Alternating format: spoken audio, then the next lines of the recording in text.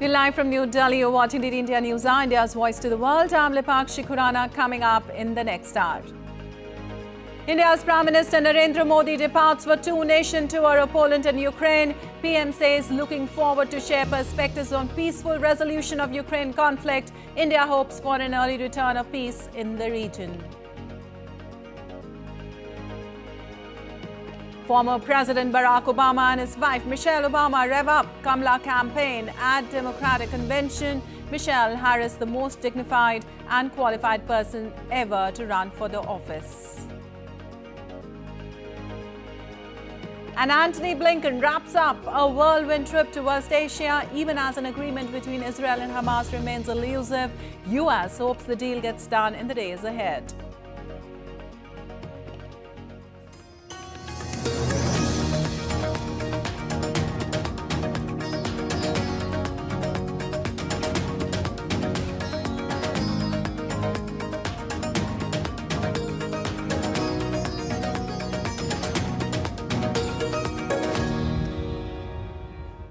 Well, on to the details now. India's Prime Minister Narendra Modi embarked on a three-day visit to Poland and Ukraine today. This would be the first visit by any Indian Prime Minister to Warsaw in 45 years. His visit marks the 7 decades of diplomatic relations between India and Poland. DD India's Vishal Baristo reports for more from Warsaw. Soldiers preparing to give a ceremonial guard of honor to India's Prime Minister Narendra Modi in the Polish capital, Warsaw. The Indian Prime Minister is set to pay his respects at the tomb of the unknown soldier during his Poland visit. Polish youth are looking forward to this top-level visit from India. I think it's great. I think it's always good to have intercontinental friendships. It's good to have friends from other countries, to meet other cultures and things like that, yeah. I think they have a very interesting culture. I think that it's very helpful for both sides, and I think we should continue this tradition and help each other. During his visit, Prime Minister Modi will be meeting the President and Prime Minister of Poland. The Indian PM is leading a high-level delegation to Warsaw. Poland has a strong presence in the Indian diaspora. The Indian community has made key contributions in Poland's economic development. At $6 billion, Poland is the largest trading partner of India in Central Europe. Apart from diplomatic ties, India and Poland also share relations that go back to the days of World War II. Around 5,000 Polish refugees were given shelter by two principalities of Kolhapur and Jamnagar. Prime Minister Modi would offer floral tributes at both memorials raised in Warsaw. The Indian leader would also be interacting with the staff and students of the Maharaja School, which is run by the Principality of Jamnagar. Prime Minister Modi would also address the Indian diaspora on this occasion. On his two-day visit to Poland, Prime Minister Narendra Modi would be leading a high-level delegation to discuss the socio-economic and political issues between India and Poland. He would be meeting the President and Prime Minister of the country and would also address the Indian diaspora. After his visit in Warsaw, he would go to Ukraine, the visit that the whole world is watching. With cameraman Sanjeev in Warsaw, this is Vishal Baristo for DD India. Well, prior to his visit to Poland and Ukraine, India's Prime Minister Narendra Modi issued a departure statement. His statement mentioned that PM Modi's visit to Poland comes as we mark 70 years of our diplomatic relations. Poland is a key economic partner to India in Central Europe. Two sides have mutual commitment to democracy and pluralism. PM Modi to engage with the members of the vibrant Indian community in Poland. PM Modi also said that he's looking forward to meet his Polish counterpart Donald Tusk and President Andrzej Duda to further advance India-Poland partnership. From Poland, Prime Minister Modi to visit Ukraine at invitation of President Volodymyr Zelensky. This is the first ever visit by an Indian Prime Minister to Ukraine. PM Modi looks forward to strengthen bilateral cooperation and share perspectives on peaceful resolution of the ongoing Ukraine conflict. As a friend and partner, India hopes for an early return of peace and stability in the region. And Vishal Baristo also talked to Indian ambassador in Poland, Nagma Mohammed Malik, who tells us more about the 70th anniversary of the establishment of diplomatic relations between Poland and India. The wait is finally over. After 4 decades, Indian Prime Minister Narendra Modi would be coming to Poland, and this would be the first visit by any Indian Prime Minister in the last more than 40 years. I have with me the Indian ambassador to Poland, Ms. Nagma Mohammed Malik. Let's talk to her and find out, Ms. Malik, how important is this visit of the Prime Minister, because it's been a long wait? It is an extremely important, historic, landmark visit. That's how important it is. You said it just now yourself.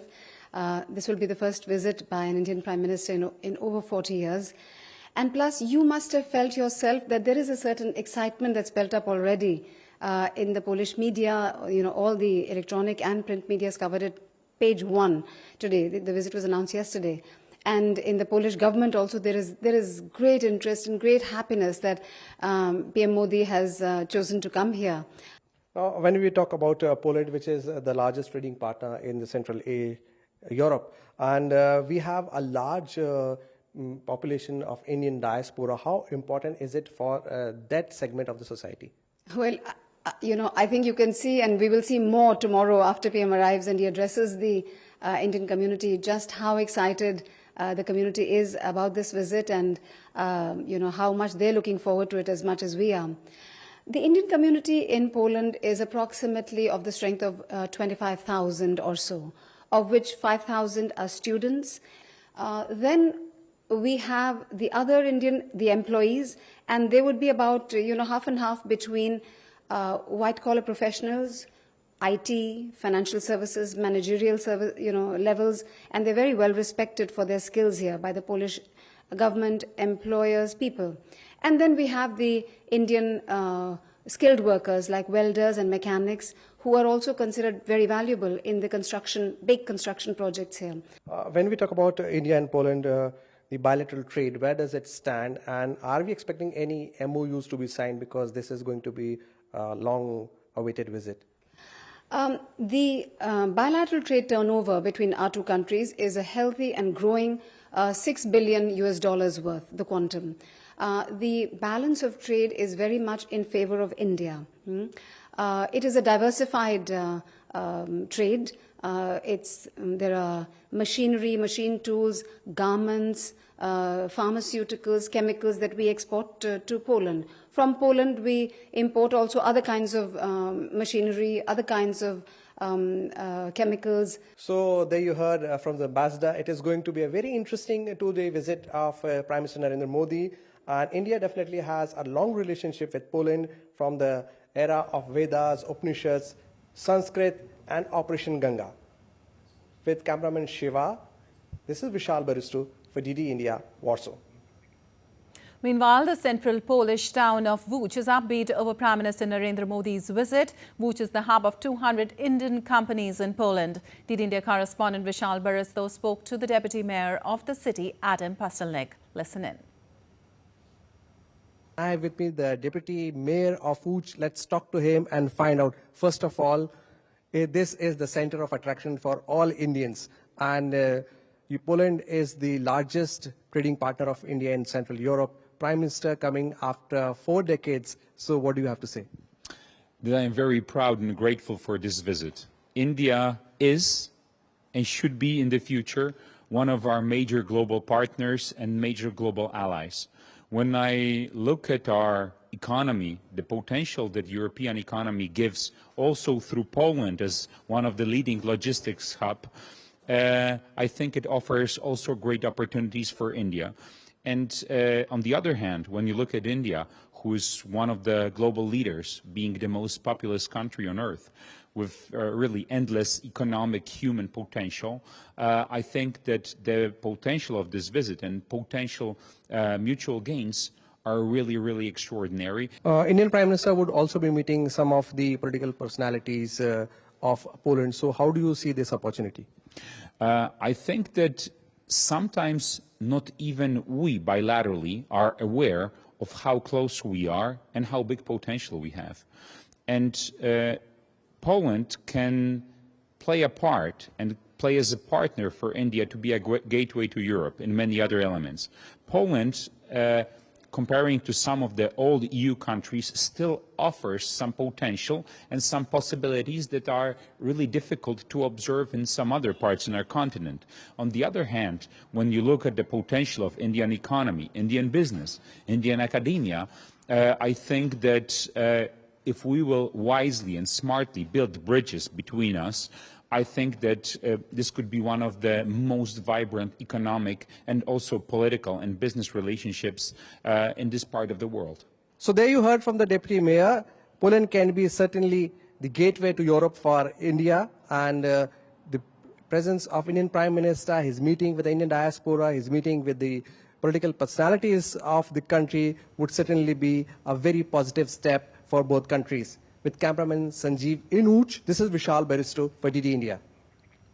Well, 125 kilometers from Poland's capital city, Warsaw, is the city of Lodz. The city is not only the stronghold of Indian multinationals, but also has several small units of textile manufacturing. DD India correspondent Vishal Baristo caught up with the Indian diaspora in Lodz on the Indian Prime Minister's visit to Poland. I'm here in Lodz, which is the industrial hub of the Indian companies. 200 companies are located here, and I have with me these very excited Indians who are ready to welcome the Indian Prime Minister Narendra Modi. Let's talk to them and find out. What's your name? Amit Lat. Mr. Amit, how do you feel about this visit of the Prime Minister? It's absolutely a proud moment for India and Indian community out here. And even the Polish diaspora is looking forward to this visit of Prime Minister Modi. It's an epic visit. You know, after 45 years, the Prime Minister is arriving to this country. And I think this is going to take India relations with Poland at a different level. What makes Lodz so important for Indian diaspora and also for the Polish economy? There are more than 200 plus Indian companies who are contributing to the fashion industry across Poland, you know. And that's the reason Indian community plays a very, very important role out here, and especially all the Indian companies out here. It's a very big moment for us who live here for around maybe 30 years, 20 years, me myself being born and brought up here 24 years. And especially it's very proud of the things that Modi is doing around the world. For example, recently we were in a Paris textile fair. There you could proudly see on the entrance a big image of India and Narendra Modi and the exhibition of Bharat Tex being promoted around the world. So it's like step by step he's making big changes, and we're excited to see what changes he brings to Poland. Bharat Mata ki Jai! Bharat Mata ki Jai! Bharat Vande Vande Vande. So there you hear all these people, they are from the Indian diaspora, and they are also very excited, and why not? The long wait of 45 years is now over. With cameraman Sanjeev in Lodz, this is Vishal Baristo for DD India. And for more, we have Vishal Baristo joining us from Warsaw. Well, Vishal, a lot of excitement we saw there. Our Prime Minister is going to visit Poland after 45 years in a celebration of 70 years of enduring friendship between both the countries. Historic connections, if we talk about India and Poland, have resurfaced, and a lot is being anticipated. What all is lined up and what all can be expected? Well, absolutely. Now, this is quite a coincidence because 45 years ago, it was Morarji Desai. Then Janata Party was in power in India, and today it is Narendra Modi. The NDA is in power. So the two prime ministers visiting Poland, and both non-Congress politicians. So it is quite a coincidence, and let me tell you, there's a lot of excitement here, as you heard in my report that we have a strong presence of Indian diaspora, 25,000 people here, and 5,000 are students. And Poland could be the gateway to Europe for India, because Poland is the largest trading partner of India in Central Europe. $6 billion is the bilateral trade between the two countries, and it is tilted in favor of India. So it is very, very important destination for India when we talk about Europe and India's aspiration of becoming the third largest economy of the world, today Prime Minister would be focusing on the Indian diaspora. And let me tell you that apart from the 70 years of friendship that we have, bilateral relations, diplomatic relations between the two countries, we also have a connect that goes back to the days of Second World War. Poland was hit badly first by the Germans and then by the USSR, and they were looking for refuge all over the world, and it was the Principality of Jamnagar who first offered them refuge, and then Kolhapur, Walivade in Kolhapur, Maharashtra. So these two principalities, they offered refuge to 5,000 Polish people, and Prime Minister would be paying his respects first at the Jamnagar Memorial and then at the Kolhapur Memorial. And both the places, you will have people whose forefathers were there in the refugee camps. We also have one of the survivor who would be accompanying the Prime Minister at the Kolhapur Memorial. And let me tell you that the Jamnagar Memorial is so very important because Jamnagar Memorial is after the name of the Maharaja of Jamnagar, whose principality is running 4 schools here. And now with independent India, the principalities do not exist, but still the name of the Maharaja continues, and he is called as Dobra Maharaja, which means a good Maharaja in Polish. I spoke to some of the students of the school, and they are so very happy, and they have all words of praise here. In fact, the Poles Association have put in writing that they are so very grateful, and they would like to tell the world of all the good works that these two Maharajas did for the Polish way back during the Second World War. All right, a great history behind India-Polish relations there. Vishal, also Prime Minister will be visiting Ukraine, which will also be the first ever by an Indian Prime Minister. What can be expected on the bilateral front, and can we expect anything on the peaceful resolution of Ukraine conflict, which the PM also mentioned? Well, absolutely, and this is a very, very important issue because the whole world is watching this trip of Prime Minister Narendra Modi, which comes about a month after he met Vladimir Putin in Moscow. So definitely he would be carrying a word of a peaceful diplomatic solution between the two countries. Russia and Ukraine have been locked in battle for a very long time, and the world is suffering the pangs of this war. We all know that Ukraine is the breadbasket of Europe and how it has been ravaged by the ongoing war. And Prime Minister would take a train here from Poland to Ukraine. He would be traveling by train to and fro. It is going to be a 20 hours journey, but still Prime Minister is so keen to accept the invitation of President Zelensky, and whose invitation he is traveling to Ukraine. And the intentions are quite clear. Prime Minister Narendra Modi has also tweeted in his tweet that he would be telling, going with a message that there has to be a diplomatic solution between the two nations. And the success of this trip is being closely monitored by all the who's and who of the world. All right. Vishal, also you said that Poland can be a gateway to Europe, and Poland is currently in need of 25,000 doctors and specialists, and it sees India as a valuable partner in addressing this shortage. Will the visit enhance collaboration in this particular area? Well, absolutely. You see, when the war broke out between Ukraine and Russia, Poland came out and supported India to a great extent, and we all know how Prime Minister Narendra Modi's 2.0 regime initiated the Operation Ganga for the evacuation of the students who were stranded in Ukraine, and Poland helped us a lot, and this is all documented, and how they provided a safe passage for all those who were stuck in Ukraine. Even some of them had lost their passports, all the documents, but with the help of the Indian embassy here, the Polish embassy helped us a lot, and they provided the safe passage to the Indian students. So that is going to be appreciated by the Prime Minister during his visit, and this has been informed by the Indian ambassador in Poland, Nagma Mohammed Malik. and this is going to be quite crucial for the two countries, because as we know that Poland is our largest trading partner in Central Asia. So now what next? How can we more use the manpower here, because Indian diaspora has a strong presence here. In what way can the two countries take their economy to next level is going to be discussed on day 2 of Prime Minister's visit, which is tomorrow. He would be meeting Donald Tusk and also the Prime Minister, President, I beg your pardon. So it is going to be an important visit, and I'll ask my cameraman to show you. On my right is the tomb of the unknown soldier. Here, the Prime Minister Narendra Modi would be offering his respects here, and that is the tomb of unknown soldier, where Prime Minister would be offering his respect, and he would also be given the Guard of Honor.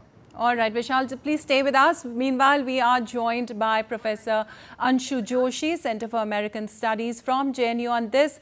Well, you're welcome to UDD India, ma'am. I just wanted to know what all can be expected from this historic visit of the Prime Minister to the two countries, the gateway to Europe. Indeed, it's going to be a historic visit, because Prime Minister Modi is going to be the first one in past 45 years as the Prime Minister to visit Poland, and then he's going to Ukraine. This is, when we look at this timeline, it's very important, because Russia-Ukraine war has yet not ended. And the entire world is eyeing this visit of Prime Minister Modi, because from different platforms he has stated that, this war should end. And when we look at Poland from this particular angle as well, apart from the good diplomatic relations that both the nations enjoy for past 7 decades, now Poland has an important role here, and definitely it's a gateway to the Europe. And considering the kind of relations that we had, and in 2022 when Poland helped us in evacuating our students from Ukraine. There were almost 4,000 students, and Poland proved its friendship. So a friend in need is a friend indeed. The focus when we look from Poland, India's point of view would remain on strengthening the bilateral defense and security cooperation and ties. Apart from that, we already have very good trade relations with Poland. So definitely the leaders would look into more areas to deepen the ties between both the nations in this particular domain. And then we also have had good cultural connects during the times of World War II. Polish women and children were given refuge by India, and that is always considered as a gesture of a true friend by Poland for India. So there would be some talks on deepening our ties into this cultural domain as well, to strengthen people to people connects. So from Poland, India's point of view, I think that this is what our Prime Minister would focus on. And then as I said, that Poland also has an important role when we look from Russia-Ukraine's wars angle.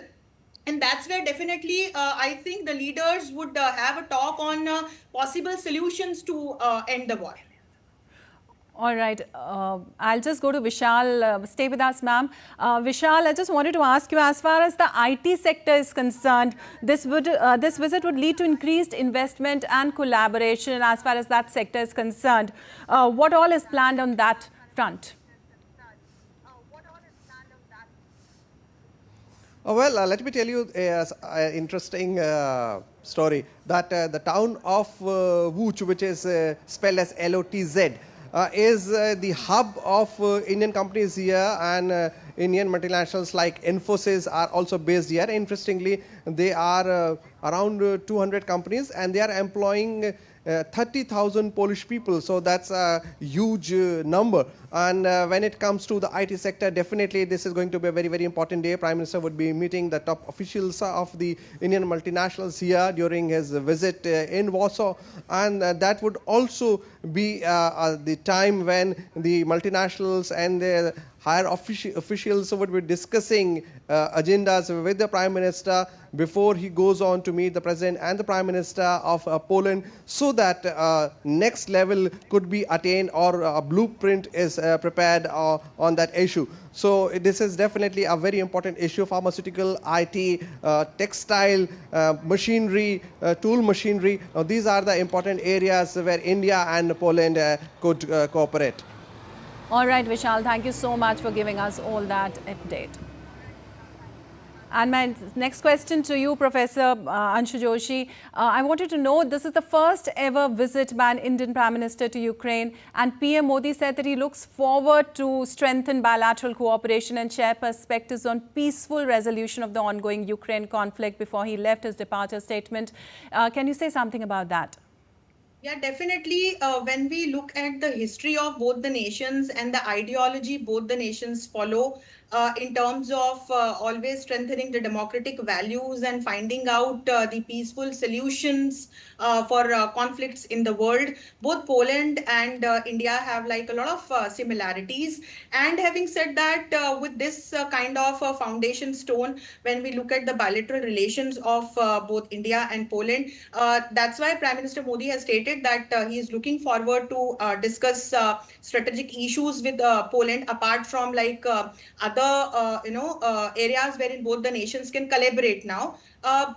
See, Poland became a member of European Union in 2004, and prior to that, when we look at different other multiple platforms, both India and Poland have kind of shared similar kind of voice when it has come to be it like about the challenge of terrorism, or it has come to like strengthening democratic values, ending imperialism, and promoting anti-colonial ideology and mindset across the world. So from this angle, when I look at the Russia-Ukraine war, definitely the leaders from both the nations, and especially our Prime Minister, would try to find some food for thought, or for that matter some possible solutions which further he can discuss with Zelensky in Ukraine, so that this war that has caused unimaginable daunt on the economy as well as democratic values of the entire world could be ended. So from this angle also, I think that there would be talks, and definitely it's going to be, I mean, considering the time which we are living into, apart from the other areas of collaboration, this particular area holds a strategic significance, I would say. All right. Also, if we talk about Operation Ganga, this mission highlighted the crucial role that Poland played in ensuring the safe return of the Indian nationals during the time of crisis. So, as Prime Minister Modi visits Poland, this cooperation is expected to be a focal point of discussion. What do you have to say on that? Definitely, and that's what Indian government acknowledged and appreciated Polish government for at that point in time. Also in 2022, it was a very crucial time, and we had over 4,000 students stuck in Ukraine, and they had to be evacuated, and with a mission to get all the students safely to India, we initiated and ran this Operation Ganga. And in the success of Operation Ganga, definitely Polish government played an important role, because it facilitated, the evacuation of all these students. It provided a passage to evacuate all these students successfully from the land of Ukraine. And that's what we had appreciated the Polish government at that point in time also. And I think today also, when our Prime Minister would have now face-to-face talk with the leaders there, and when he would speak to the Indian community and the Polish community, of course, when he would speak with the people over there, definitely it's going to be a major point wherein he might thank the people, or for that matter government, as in person there. And from this example, we can make out that how strong the trust and the bilateral relationship been between both the nations. And I hope that in future we come up with more areas of collaboration, ranging from this defense and security to trade, to boost our economy, to like cultural connects, to promoting technology in a peaceful manner, and so on. Right. Thank you so much, Professor Joshi, for joining us and discussing all that with us. And moving on, still to come on DD India News Hour. Marking his first visit, Chechnya in 13 years, Russian President Vladimir Putin and Chechen leader Ramzan Kadyrov inspect Chechen troops and volunteers.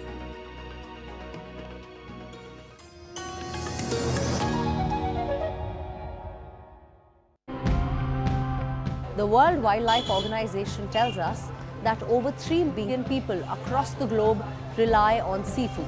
There are efforts being made to preserve our marine ecosystem. So let's dive right in. The course of the river was getting shrinked in the upstream areas. And when there is no freshwater flow, the river Ichamoti only survives in the downstream areas, and it has become, in our terminology, we call it a tidal inlet. Habitat from so many places in the world, and people didn't even know that it had happened. Mussels that live at the bottom of the lake have this large effect on the biology of the island. So this is the poster that we provide to people on our fish walks. So they can just look at this and identify which are the fish in season, and when we give them the test to go out and identify sustainable fish. It's worrying because rising temperatures cause the water to expand, and with it, the sea level to rise.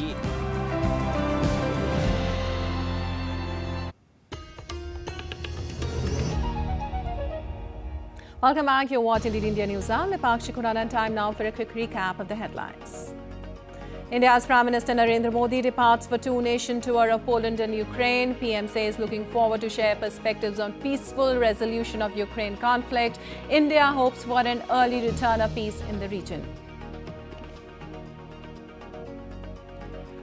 Former President Barack Obama and his wife Michelle Obama rev up Kamala campaign at Democratic Convention. Michelle says Harris the most dignified and qualified person ever to run for the office. And Antony Blinken wraps a whirlwind trip to West Asia even as an agreement between Israel and Hamas remains elusive. US hopes the deal gets done in the days ahead. And moving on the United States now, Vice President Kamala Harris and Minnesota Governor Tim Walz has been confirmed as the Democratic nominee for November elections. Former U.S. President Barack Obama returned to the stage at the Democratic National Convention on Tuesday night to boost his longtime Democratic ally Kamala Harris. America's first black president, Obama has thrown his considerable political capital behind Harris as she seeks to make history herself on November 5th as the first woman and first black and South Asian person to be elected U.S. president. Obama was introduced by his wife, Michelle, who tops Democrats' wish list as a future president.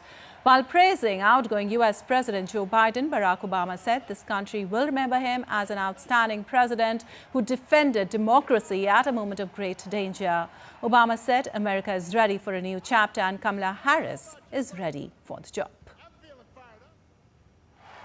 We have a chance to elect someone who has spent her entire life trying to give people the same chances America gave her. Someone who sees you and hears you and will get up every single day and fight for you. The next president of the United States of America, Kamala Harris.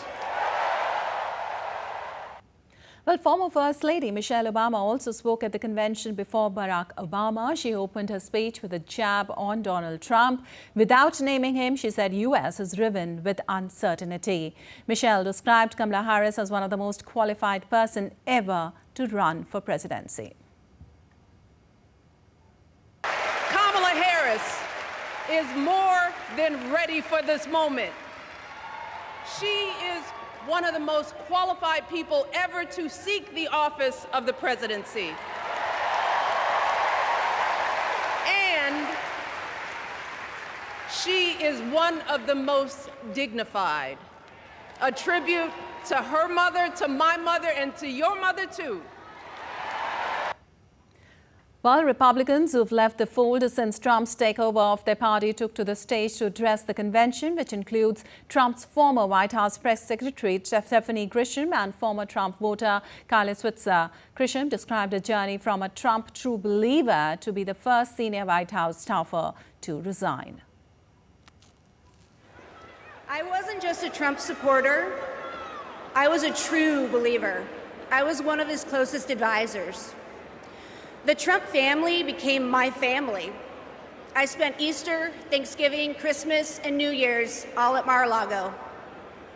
I saw him when the cameras were off. Behind closed doors, Trump mocks his supporters. He calls them basement dwellers. Well, former U.S. President Jimmy Carter's grandson, Jason Carter, praised Kamala Harris at the convention. He said his grandfather can't wait to vote for Kamala Harris. Jimmy Carter served in the White House from 1977 to 1981. My grandfather can't wait to vote for Kamala Harris.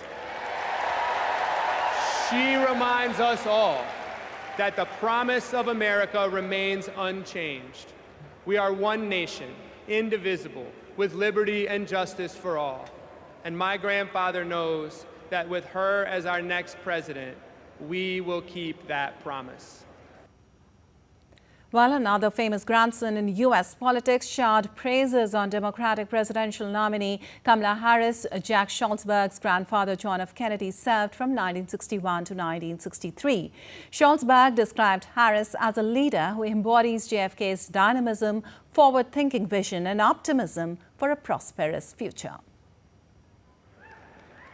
Tonight, JFK's call to action is now ours to answer, because once again, the torch has been passed to a new generation, to a leader who shares my grandfather's energy, vision, and optimism for our future.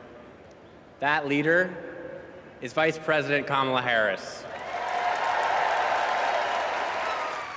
Well, DD India correspondent Kate Fisher joins us from Washington, D.C. on this. Well, Kate, former President Barack Obama and former First Lady Michelle Obama came out in support of Harris, who gained a lot of support from stalwarts. They said America was ready for a better story. Can you give us an entire roundup of Day 2 of Democratic National Convention? What are the takeaways?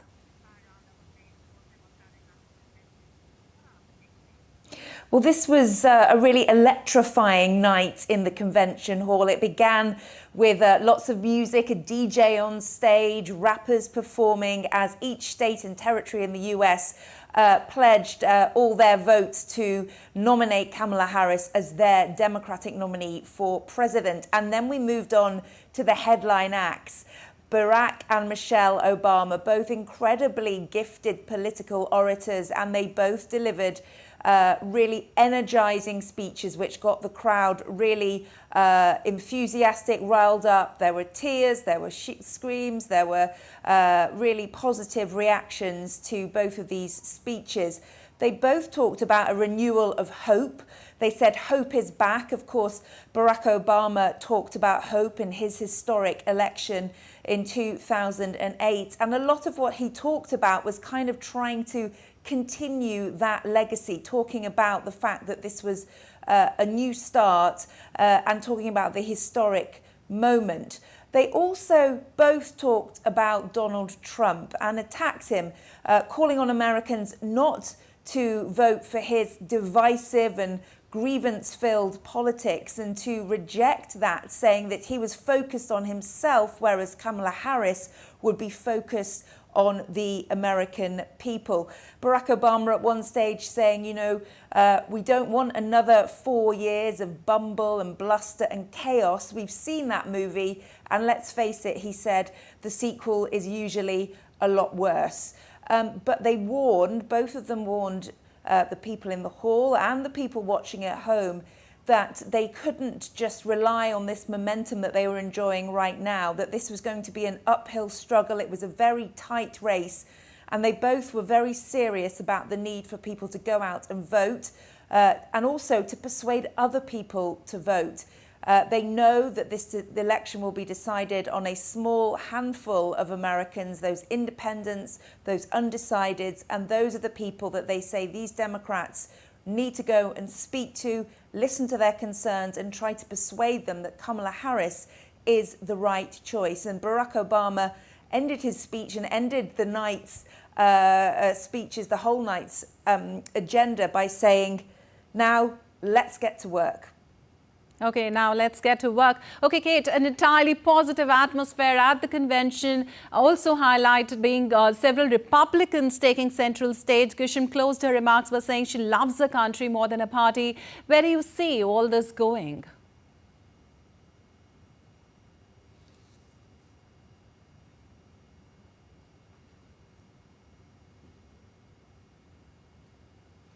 Yes, Kate, can you hear me? Am I audible to you?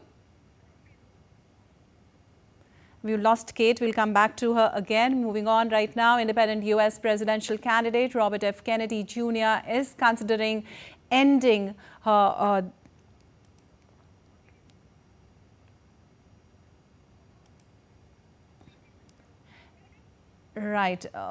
independent U.S. presidential candidate Robert F. Kennedy Jr. is considering ending his campaign to join forces with Republican rival Donald Trump. It was stated by Kennedy's running mate Nicole Shanahan in an interview posted online on Tuesday. He initially sought to challenge U.S. President Joe Biden for the Democratic nomination but switched to run as an independent. On social media, Kennedy said he is willing to talk with leaders of any political party to further the goals.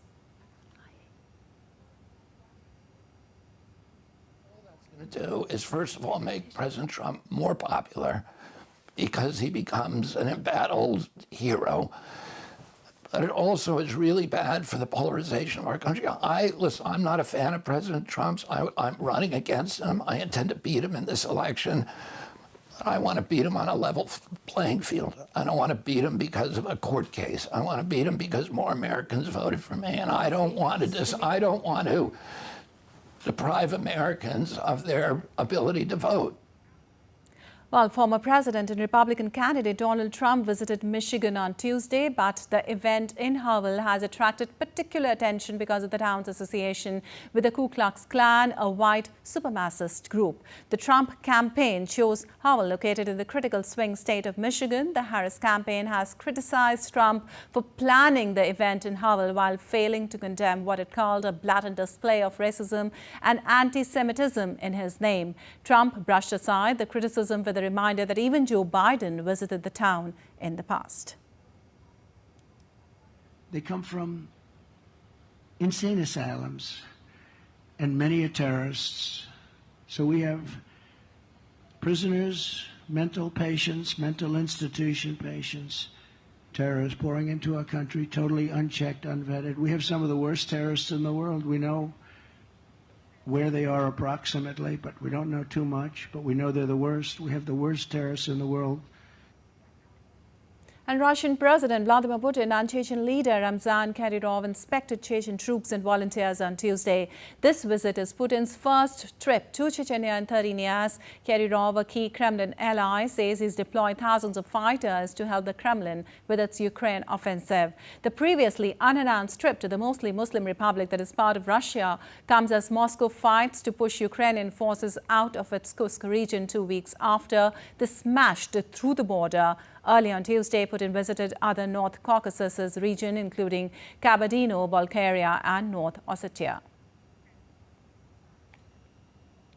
And Russia shot down 10 Ukrainian drones targeting Moscow on Wednesday. City's mayor Sergei Sobyanin termed the attack as one of the latest attempts to attack Moscow with drones ever, though no damage or casualties had been reported. Well, Russia says it has detained a scientist in Moscow on suspicion of carrying out cyber attacks for Ukraine. He's accused of treason by Russia's Federal Security Service, and video has been released of his arrest. The Sheva has more from Moscow on this. Russia's Federal Security Service, the FSB, said on Tuesday that it detained a scientist in Moscow on suspicion of treason. The FSB said the suspect, whose name was not revealed, conducted DDoS attacks on critical infrastructure of Russia and collected information about the military on the instructors of Ukraine's intelligence SBU. The FSB also said that the suspect transferred money and cryptocurrency to the accounts of funds registered in Ukraine for the purchase of weapons, military equipment, and equipment for the armed forces of Ukraine. The FSB video suggested that the scientist may have been detained some time ago, as it shows a man arrested in a snow-covered city.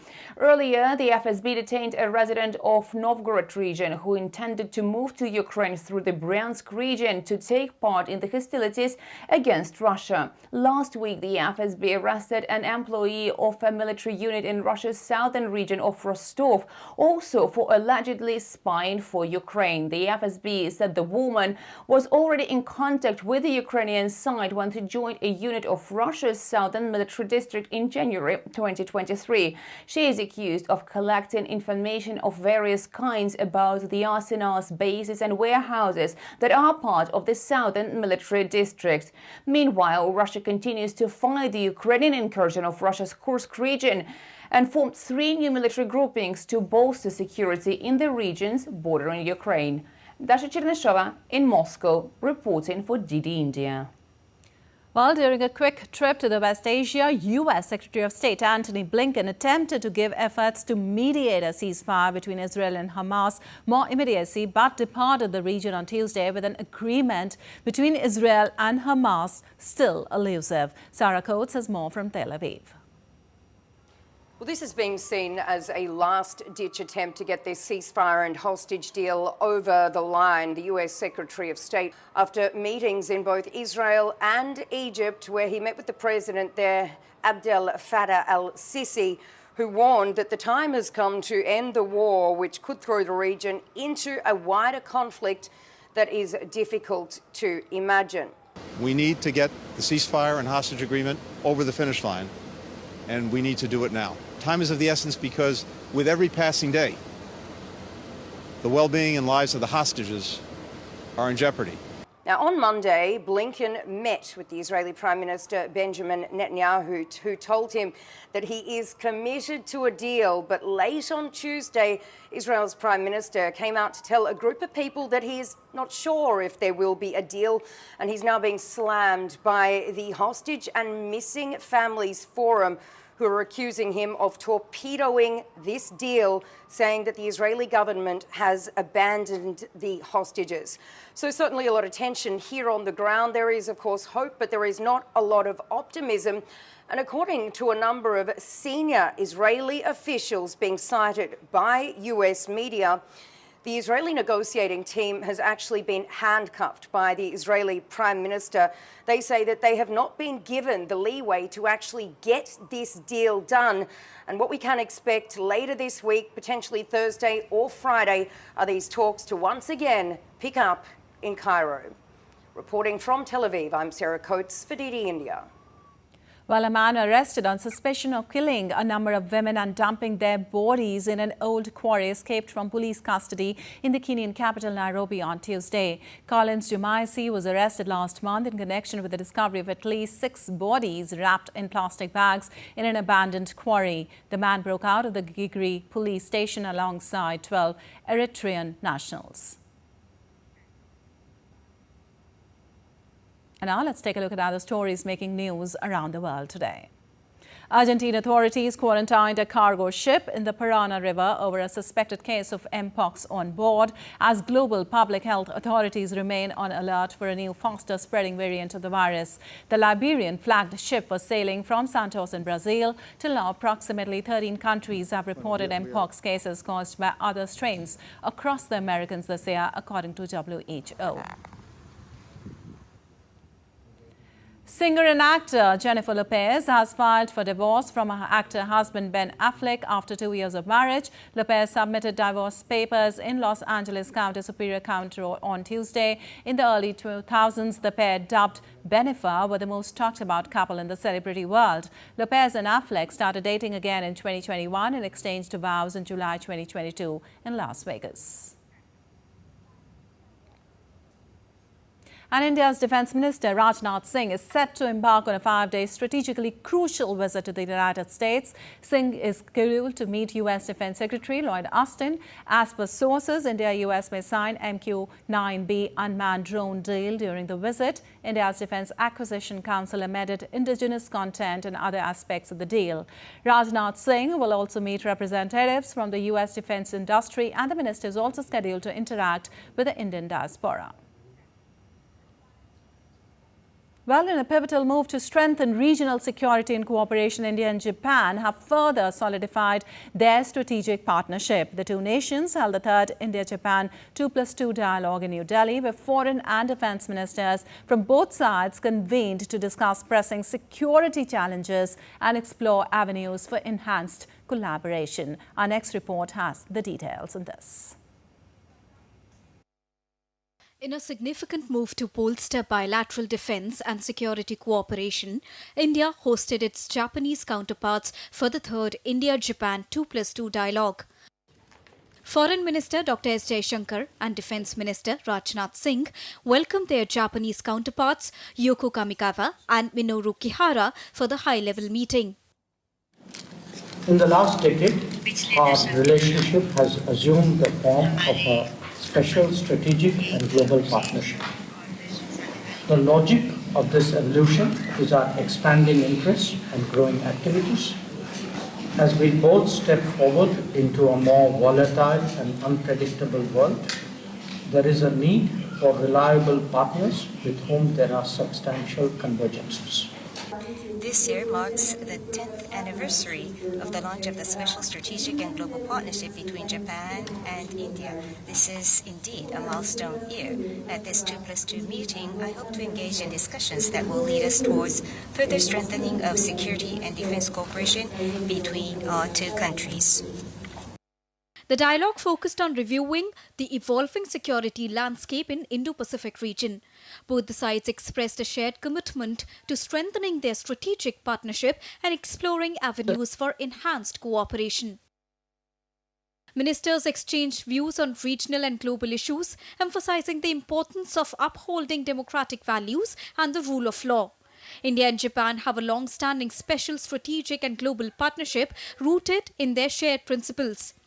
The visit is expected to further deepen defense ties and reinforce the strong bond between the two countries. India maintains the 2+2 ministerial format of dialogue with a select group of nations, including the United States, Australia and Russia. Bureau Report, DD India. Well, in an exclusive conversation with DD India, ISRO Chairman Dr. S. Somnath shared progress on India's ambitious human space mission Gaganyaan. He confirmed that the first test flight of India's human-rated Gaganyaan rocket is set for December 2024.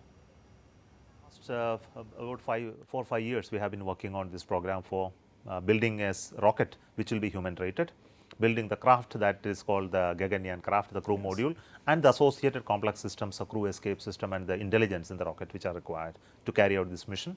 I can tell you that we have reached the threshold of completing the rocket ready. The rocket is already completed the human rating and is at Satish Dhawan Space Center for ready for launch. The crew module and the rest of the elements are new developments. Of course, this has gone through certain development process. We did some missions in the recent times showcasing how the crew escape can really happen. The flight item is now finally undergoing the integration, and still there are some milestones to cross, like the development of crew.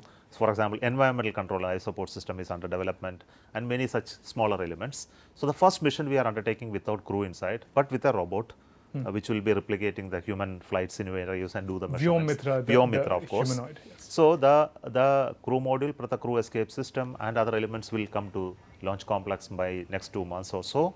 And we will be ready for the first mission, the unmanned mission, uncrewed mission to space by December this year. While talking about India's first National Space Day on August 23rd, ISRO chief said today India's space story is about both milestone achievements like Chandrayaan-3 as well as becoming irrelevant in everyday life of people. Being the first National Space Day have its prominence so that it has to get embedded into the minds of the people that we are going to this. So that's why it is important. See, we have all the time telling that we are touching the lives of the people. And when we do so, the reason for going to moon has always been questioned. And the connection between these two are very, very evident today, because it is inspiring people, it is inspiring youngsters, it's also bringing in new talents and technology into the domain of the space. So traditionally we have been working with people serving the humanity, like in disaster management, natural resource mapping, communication. Now today we are into the space, looking at moon and Mars and beyond the universe. Yes. And now let's take a look at other stories making news today. The indefinite strike of junior doctors continues in all major hospitals in Delhi, including AIIMS, Safdarjung, RML, Lady Hardinge Medical College, Loknayak, JB Pant, against the murder of a junior female doctor in Kolkata. OPD and regular surgeries will be affected in hospitals for the 10th consecutive day on Wednesday.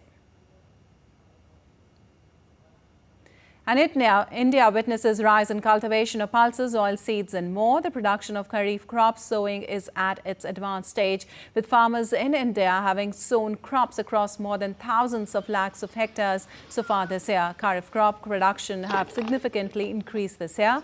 The government is giving a lot of thrust to cultivation of pulses. Well, you're watching DD India News Hour. Time now for some sports news. The 2024 Women's T20 World Cup shifts from Bangladesh to the United Arab Emirates amid unrest in the original host nation. The International Cricket Council said in a statement that the tournament will now be held at the two venues in UAE, Dubai and Sharjah from 3rd of October. The relocation is the result of the unrest caused by weeks of anti-government protest. ICC stated that travel advisories from the governments of a number of participating teams suggested that plans to hold the World Cup in the original host country might not be feasible. The Cricket Council thanked Emirates Cricket Board for stepping in to host the tournament. All right, that's all for this edition of DD India News Hour. But let us know your thoughts on the news of the day. For those on the go, you can get all the latest news and updates from India and across the world on the DD India mobile app. The app is available on both Android and iOS platforms. Scan the QR code on the screen to download now. We'll be back with more news as it breaks here on DD India. I'm Lepakshi Kurana from all of us here in Delhi. Thanks for watching DD India News Hour.